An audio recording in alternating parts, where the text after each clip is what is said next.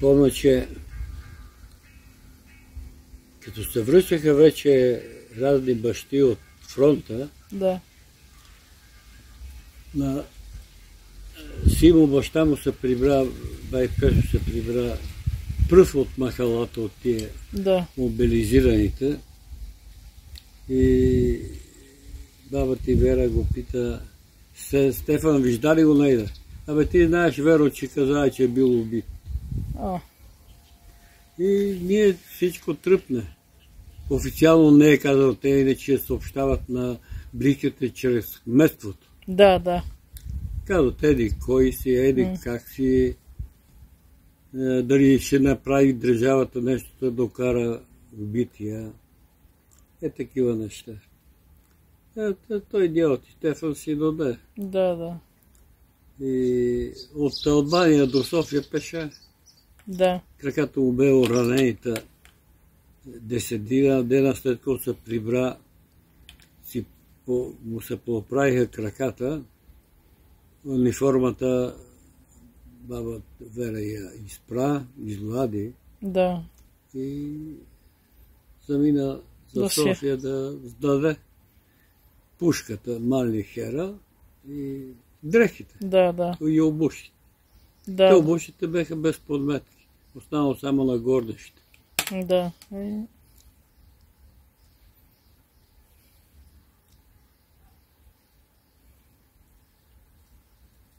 Та бе такива години,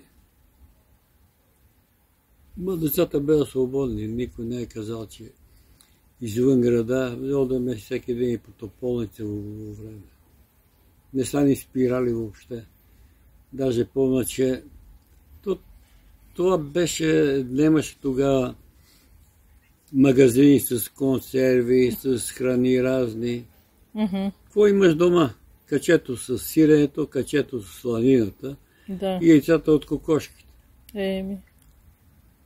Сварат ми едно яйце, бучка сланина, парче сланина, бучка сиренце, яйце в торбето и айде в тополница се къпем в ръката. И цял ден се джуркаме, бръкаме по камъните по това и донесем по някой рибе. Ама на свобода. Да. Ама от пролет до есен боси. Нема гуменки, нема това, но тия години по време на войната, след войната, може би до 50-та година беше. Нема дрехи, нема обуща. Храна по магазините нямаше. Те понеже взимаха земята. А не могат да работят. Нема с какво. Защото те нямаха трактори. Един трактор частен, ама той работи ден до план, не тя стара машина, да е въртяла вършачка там да върше. Това е било. Такива трактори. И орат взима на хората кравите и това, и каруците, и всичко. Комунерите навърнаха по-назад от турците. Точно така. Това е истината. Абсолютно ни върнаха назад и почна да правят такива сеят. Но ние, ако не си дигал бунт, като цяло не са те закачали. Само като дигаш бунт, нали, нормално. Тия са дошли още с идването, всички, които са неизгодни.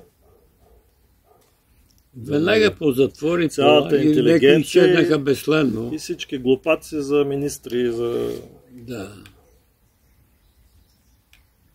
Много познат модел. На мен ми е познат този модел. Всички глупаци. Те сега Бойко сложи последни на село.